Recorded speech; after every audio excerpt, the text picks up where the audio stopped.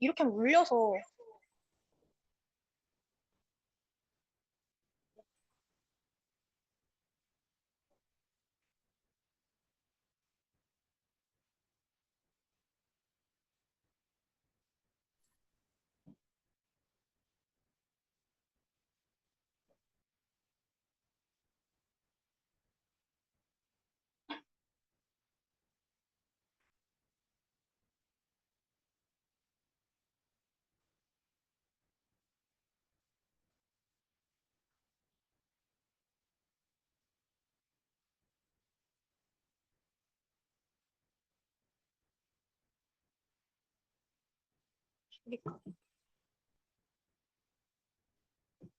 아, 네.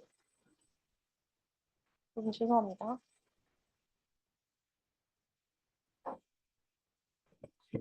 다음으로 정규성 검증에 대해 말씀드리겠습니다. 아마 데이터 분석 프로젝트를 진행해본 학회원이 많으실 텐데요. 이러한 기본 조건의 검정은 잘 다루지 않는 경우가 많으셨을 거라고 예상이 됩니다.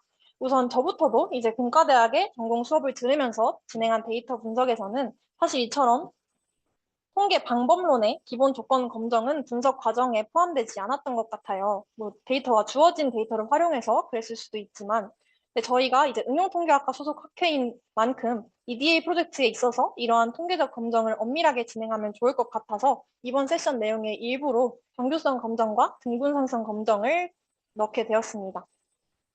저희가 일반적으로 진행하는 t-테스트, 아노바, 회귀분석 등의 모수적 방법론은 데이터의 정규성 만족을 기본 조건으로 두는 경우가 대부분입니다. 따라서 저희도 결과의 신뢰성 확보를 위해서 통계적 방법론 적용 전에 우리가 수집한 분석하고자 하는 데이터가 정규성을 만족하는지를 확인해 본 후에 상황에 맞게 모수적 방법론과 비모수적 방법론을 적절히 스택해야 합니다.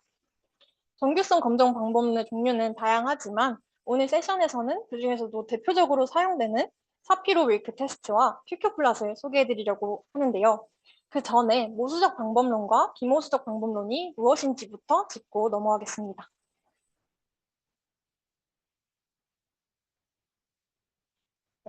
모수적 방법론이란 특정 분포를 따른다는 모수적인 특성을 활용하는 통계 분석 기법을 말합니다. 하나의 분포에 한정되지는 않지만 저희가 주로 알고 있는 대부분의 모수적 통계 기법은 정규 분포를 가정합니다. 또한 이러한 적절한 가정 하에 높은 검정력을 지닙니다. 방법론에 따라서 상이한 부분이지만 데이터의 등분산성 역시 기본 가정으로 두는 경우가 많으며 데이터의 조건이 이러한 가정과 맞지 않을 경우에 결과가 부정확할 수 있습니다. 정규성 만족을 전제로 하기에 표본의 크기가 큰 데이터 분석에 주로 사용합니다. 이처럼 적용 가능 데이터에 한계가 있음에도 불구하고 모수적인 방법론이 일반적으로 선호되는 이유는 정확한 분포 가정 하에 높은 통계적 효율성을 제공하며 매개 변수에 대한 해석이 직관적이고 이해하기 쉽고 정교한 분석이 가능해 복잡한 모델링과 예측에 적합하다는 장점을 갖기 때문입니다. 다음으로는 비모수적 방법론입니다. 아마 오늘 세션에서 이에 대해서 처음 들어본 학회원도 있으실 거라고 생각하는데요. 비모수적 방법론은 데이터의 분포에 대한 특정 가정을 두지 않습니다. 때문에 작은 표본 크기에서도 신뢰할 수 있는 결과를 제공하며 이상치의 강건한 분석 기법입니다. 모집단의 분포가 알려지지 않았을 때, 데이터가 정규 분포를 따르지 않을 때, 작은 표본 크기의 데이터에 대한 분석에서 순이나 중앙각 같은 비정량적 데이터를 분석할 때 사용이 가능합니다. 하지만 모수적 방법론에 비해 통계적 효율성이 낮으며 정보 손실이 발생할 수 있다는 점 유의해 주시기를 바라겠습니다. EDA 프로젝트 과정에서 수집한 데이터의 정규성을 검정해보고 정규성을 만족한다면 모수적 방법론을, 정규성을 만족하지 않는다면 비모수적 방법론을 활용하는 경우가 일반적이라고 생각해 주시면 되겠습니다. 네. 정규성 검정 방법론 중에서도 샤피로 윌크 테스트를 먼저 소개해 드리겠습니다. 1965년에 샤피로와 윌크라는 사람이 만든 방법론이고 다른 가설 검정 방법들과 마찬가지로 규모 가설과 대립 가설을 다음과 같이 설정하고 있습니다. 독특한 점은 검정 통계량으로 여러분이 아마 들어보지 못하셨을 새로운 지표를 사용한다는 점인데요. 이 검정 통계량 W를 한번 자세히 살펴보겠습니다. 그럼 여기 분모를 보시면 뭐가 떠오르나요? 뭐가 떠오르나요? 분모.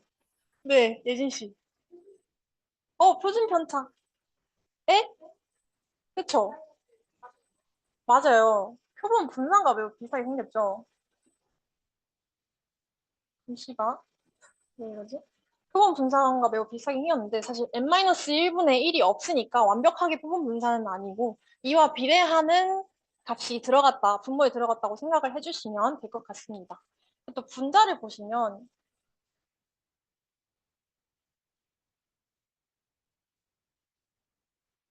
이렇게 생겼죠? 그래서 여기 있는 xi는 그냥 이 xi 표본을 말하는 건 아닙니다. 순서 통계량이라고 하죠. 그래서 i번째 표본의 값을 의미를 해요.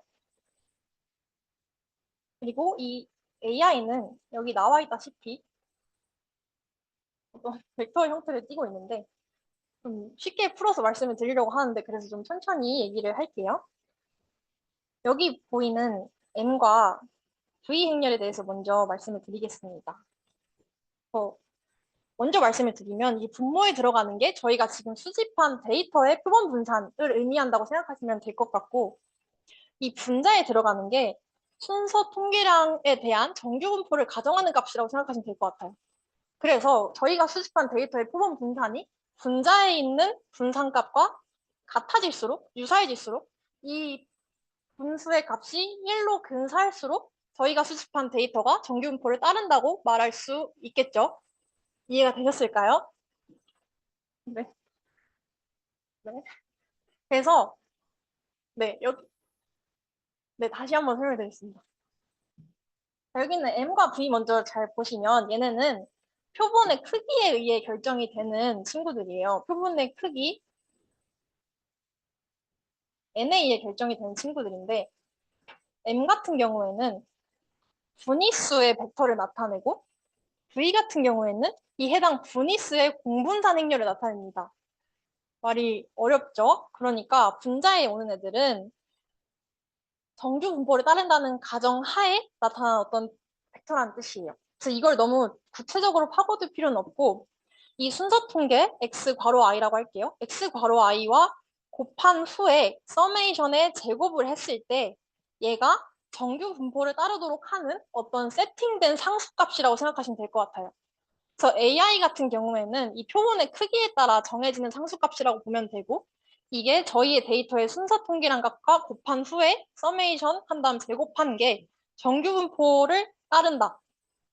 이거를 너무 이제 깊이 들어가고 싶으시면 이제 아래에 제가 논문을 링크를 달아두었습니다. 여기 들어가셔서 확인해 보시면 될 것 같고 그래서 이제 검정 통계량 W는 0에서 1 사이의 값을 가집니다. 아까 말했듯이 뭐에 가까울수록 우리가 수집한 데이터가 정규 분포를 따른다고 할 수 있는 거죠? 1이죠, 네. 1이에요. 그래서 조금 더 이해를 돕기 위해서 말씀을 드리자면 상관계수 여러분 알고 계시죠? 상관계수가 얼로 표기를 하고 마이너스 1에서 1 사이의 값을 가지잖아요. 그래서 절대값이 1에 가까워질수록 상관성이 높다고 말을 하는데 이 W가 상관계수의 제곱과도 같은 역할을 한다고 생각해 주시면 이해가 조금 더 쉬울 것 같습니다. 그래서 샤피로 윌크 테스트에서는 이렇게 여러분이 기존에 보지 못했던 독특한 검정 통계량을 사용을 하는데 해당 검정 통계량의 분포를 정의하지 못해요. 그래서 p-value 값을 구하려면 몬테카를로 시뮬레이션을 통해서 구해야 합니다. 통계산이 쉽지가 않고 보통 이제 파이썬 코드로 여러분 많이 돌리게 되실 겁니다. 네. 다시 계속해서 샤피로 윌크 테스트의 특징을 조금 말씀을 드릴게요. 그래서 이게 매우 대표적인 검정 방법인 이유는 일단은 검정력이 뛰어납니다. 검정력이 매우 뛰어난 대신에 이상치에 민감해요. 그래서 표본의 크기가 매우 큰 경우 아주 작은 편차도 유의하게 검출할 수 있다. 다시 말해서 저희가 정규성을 만족하는 데이터를 수집했음에도 이상치 몇 개 때문에 샤피로 윌크 테스트를 통과하지 못할 수도 있다는 의미죠. 그래서 이거를 EDA 할 때는 어떻게 활용을 할지는 제가 이따가 한 번 더 언급을 해드리겠습니다. 샤피로 윌크 테스트는 이렇게 정리를 할 수 있을 것 같고 다음으로 QQ 플랫에 대해 말씀을 드리겠습니다. 얘는 상대적으로 여러분이 좀 많이 접해보셨을 것 같은데 두 변수 간의 분포를 비교하기 위해 사용되는 그래프예요. 그래서 굳이 정규 분포가 아니더라도 내가 수집한 데이터가 어떤 분포를 따르는지를 확인해 볼 수 있습니다. 일반적으로는 주어진 데이터와 정규 분포를 비교해서 해당 데이터의 정규 분포 가정이 적절한지 검토하는 데 많이 사용이 되고요. 그래서 저희가 EDA 프로젝트에 있어서 큐큐플랫 역시 정규성 검증에서 많이 사용이 된다는 점 알고 넘어가시면 좋겠습니다. 데이터가 정규성을 따른다면 아래 보이는 그림과 같이 직선의 형태로 그래프가 그려집니다. 그리는 방법을 이렇게 정리를 해놨습니다. 그래서 데이터 값을 오른차순으로 정렬한 다음에 비교할 이론적인 분포를 X축에, 실제 데이터의 분위수를 Y축에 두고 삼점도를 찍는 거예요. 그래서 X와 Y축의 분포가 유사하다면 그래프가 이렇게 일직선으로 그려지겠죠. 정규 분포 외에도 다양한 분포와 비교해서 그래프를 그릴 수 있으며 이 결과를 토대로 현재 데이터가 어느 분포를 따른다고 가정하는 것이 적정한지 판단이 가능합니다. 앞에서 말씀드렸듯이 이 샤피로-윌크 테스트를 저희가 수집한 모든 데이터에 적용하는 것은 프로젝트에 있어서 적합하지 않다는 생각이 듭니다. 그래서 제가 권장드리는 바를 조금 말씀드리자면 아까 앞에서 보여드렸던 것처럼 보통 이제 데이터 분포를 다 시각화를 해보시겠죠? 변수에 있어서 해보실 텐데 우선은 이상치를 제거한 후에 막 데이터가 이렇게 생겼다. 그러면 정규성을 만족하지 않을 확률이 높겠죠? 이런 경우는 제외하고 보통은 외도와 첨도를 먼저 확인해 주시는 게 좋습니다. 원장. 어.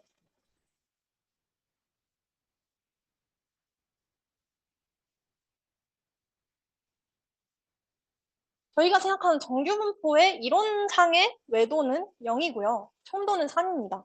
그래서 우리가 수집한 데이터셋의 외도의 절대값이 3을 넘지 않으면 첨도의 절대값이 10을 넘지 않으면 보통은 정규성을 만족한다고 생각하고 이제 모수적인 통계 기법들을 적용하시면 되고 이걸 만족하지 않았을 시에는 이제 큐큐 플랫을 그려보신 다음에 샤피로 윌크 테스트를 하셔서 아, 이 데이터는 정규성을 만족하지 않는구나 결론을 확실히 내리시고 넘어가면 되겠습니다. 실제 데이터셋을 활용하기에는 좀 무리가 있을 수 있다는 점 이해해 주시고요. 다음으로 등분산성 검정으로 넘어가겠습니다. 이렇게 데이터의 정규성 검증에 대해 알아보았는데요. 앞 슬라이드에서 말씀드렸듯이 저희가 일반적으로 사용하는 모수적 통계 기법은 정규성뿐만 아니라 데이터의 등분산성 역시 기본 조건으로 두는 경우가 많습니다. 그래서 등분산성이란 모든 확률 변수가 같은 유한 분산을 가지는 성질로 간단하게만 말씀드리도록 할게요. 그래서 대표적으로 바틀렛 테스트와 레빈 테스트가 있습니다. 굳이 이 두 가지를 활용할 필요는 없지만 바틀렛 테스트 같은 경우에는 앞에서 이제 정규성을 만족했을 때 활용할 수가 있어요. 그래서 얘는 비모수 방법론이 아니라 모수가 이제 정규 분포를 따른다는 가정 하에 시행할 수 있는 테스트고 이 내가 수집한 데이터셋이 정규성을 만족하지만 이제 등분산성을 만족하지 않는 경우가 있을 수 있겠죠. 그래서 그 경우에는 바로 이제 비모수로 써야겠다고 넘어가는 게 아니라 모수적 기법 중에서도 정규성 만족만을 기본 조건으로 두는 기법들이 많아요. 그래서 웬만하면 비모수적인 방법론보다는 모수적 기법 중에서 정규성 만족은 조건이지만 등분산성 만족까지는 조건을 두고 있지 않은 방법론들을 이제 찾아보신 후에 적용하는 걸 추천드립니다. 그래서 데이터가 정규성을 만족할 때 바틀렛을 사용하시면 되고 데이터가 정규성을 만족하지 않을 때는 레빈 테스트를 시행하시면 됩니다. 그래서 두 테스트 모두 두 집단 이상의 분산을 비교할 때 사용이 됩니다.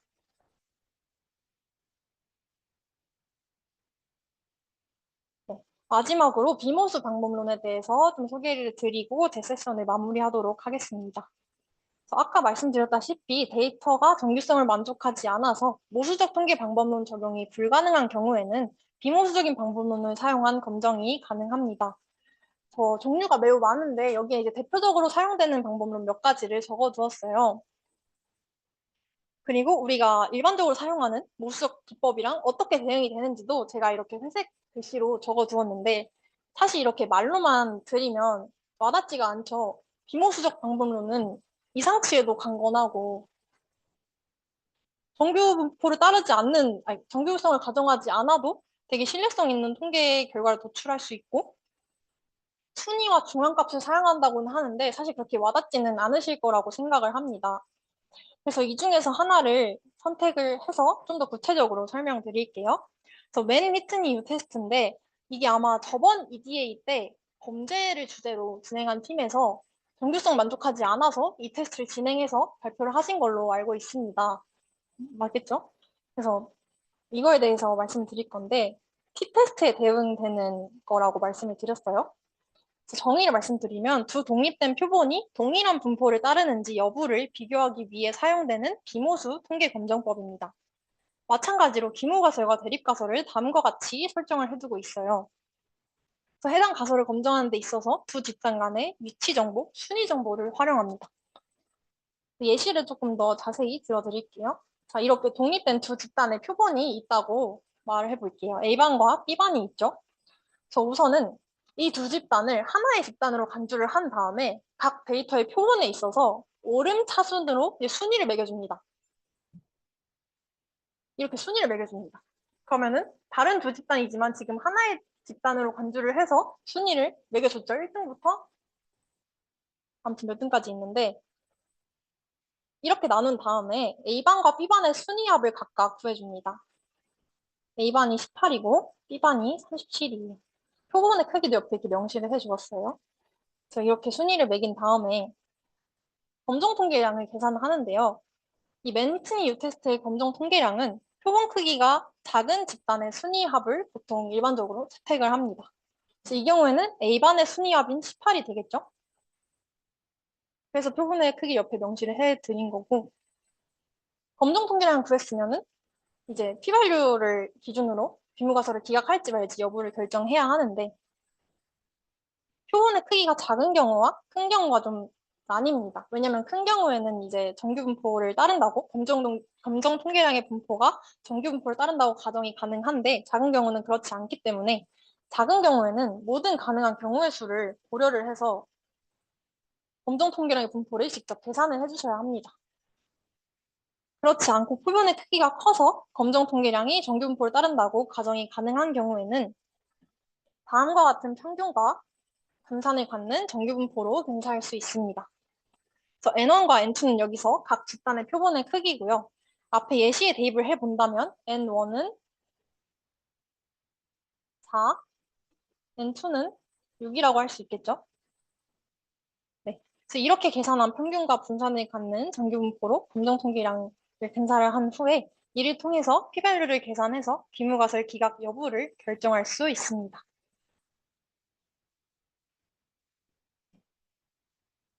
그래서 여러분께 도움이 되셨을지는 모르겠지만 뭔가 비모수적 검정이 저도 찾아보면서 그렇게 와닿지가 않아서 구체적으로 말씀을 드렸는데 보시면 이상치의 영향을 받지 않는 이유는 확실히 알겠죠.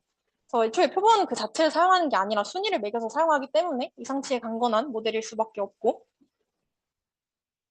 위치 정보를 활용해서 이 가설 검정을 하기 때문에 사용할 수 있는 정보가 굉장히 한정적이라는 점. 그렇기 때문에 우리가 비모수적인 기법보다는 모수적인 기법을 좀 더 선호해서 활용한다는 점 유의해 주시면 감사하겠습니다. 혹시 여기까지 질문 있으실까요?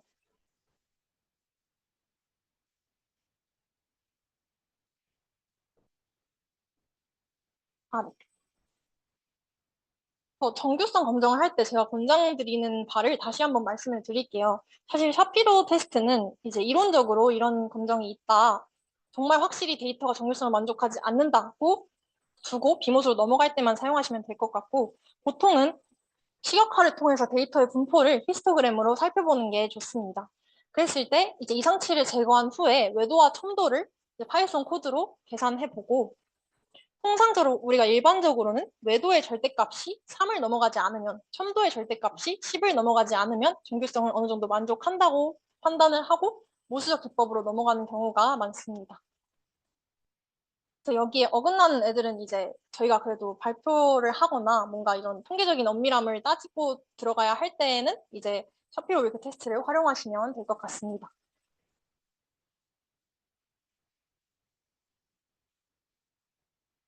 네. 세션이 생각보다 네, 질문 있으세요?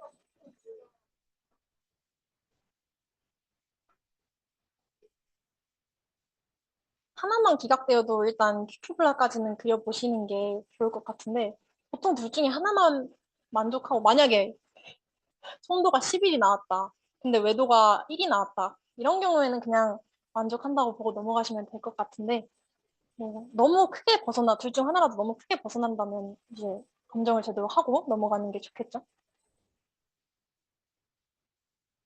혹시 질문 있으실까요?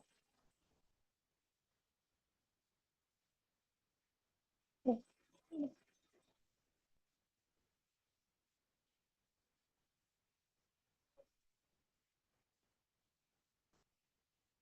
네, 그렇게 하는 걸 권장드립니다. 혹시 그 관련 예시가 필요하시면 아까 말씀드렸듯이 저번 기수분들이 범죄를 주제로 진행을 한 게 있어요. 거기서 이제 등분산 정규성 검정을 모두 진행을 하고 넘어갔기 때문에 그걸 한번 예시로 살펴보시면 좋을 것 같고 발표에는 그런 검정 내용을 담는 거는 지양해 주시면 좋겠습니다. 발표 시간이 10분으로 매우 짧기도 하고 거기서 이제 추출한 인사이트를 잘 시각화해서 보여주는 것만으로 시간이 꽉 찰 것 같아서 검정하는데 사실 그렇게 오랜 시간이 걸리진 않거든요. 오늘 제가 말씀드린 모든 거 모두 약간 파이썬 되게 간단한 코드로 검정하고 넘어갈 수 있으니까 네.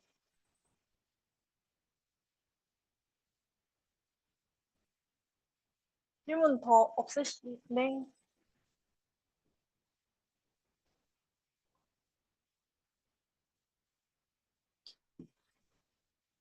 어, 정규성은 만족을 하는데 분분 상태 만족하지 않는 경우.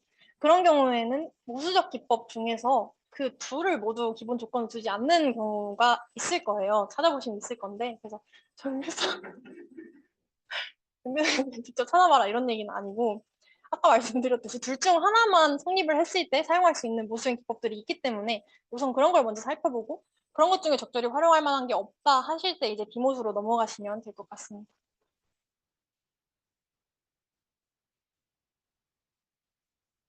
또 질문 없으실까요? 네, 질문 없으시면 오늘 제 세션은 이렇게 마무리를 하고 회장님이 이제 EDA 팀빌딩 얘기를 해주시겠습니다.